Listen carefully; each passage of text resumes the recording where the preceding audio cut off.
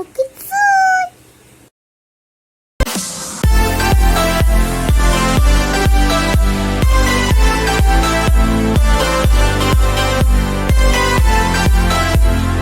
ஒரு பண்ணையில் 4 பசுமாடுகள் இருந்தன. அவர்கள் எப்பொழுதுமே ஒற்றுமையாகத்தான் இருப்பார்கள். வீட்டின் அருகில் உள்ள காட்டுப்பாதையில் சென்று தான் மேய்வார்கள்.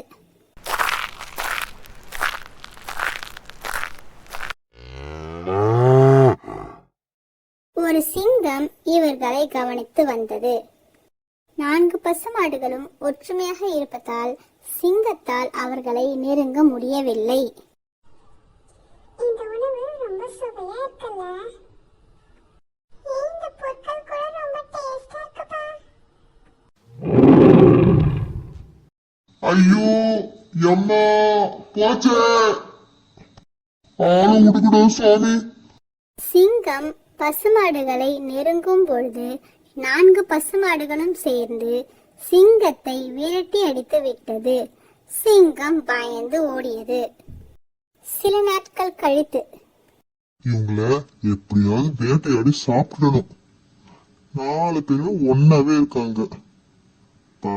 எனக்குன்னு ஒரு நேரம் வரும், அப்ப பாத்துக்கிறேன்.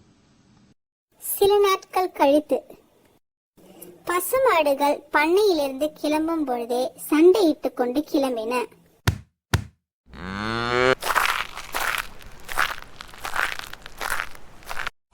இனிமே என்கிட்ட பேசாத நீ. இனி அவங்க கூடவே வரமாட்டேன். இனி என் மூஞ்சிலே முழிக்காத நீ. இனி அவங்க கூடவே சேர மாட்டேன்.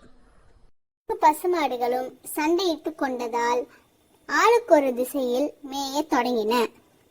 சிங்கம் இதனை பார்த்தது. ஆஹா, 4 பேருக்கும் சண்டை ஆயிடுச்சு. இதுதான் நமக்கு நல்ல வாய்ப்பு. ஆளுக்கு ஒரு திசையில இருக்காங்க.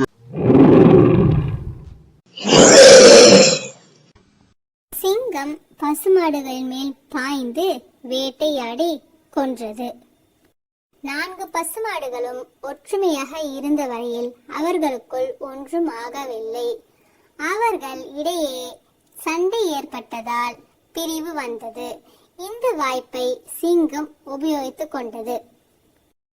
என்ன குட்டீஸ், எல்லாரும் எல்லா விஷயத்திலும் ஒத்துமையா இருக்கணும். ஒத்துமையா இல்லாம சண்டை போட்டா இதுதான் நடக்கும். Unity is strength. ஒற்றுமையே பலம்.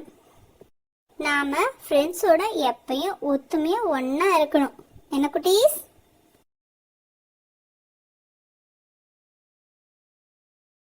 Thanks for watching. Like, comment and subscribe.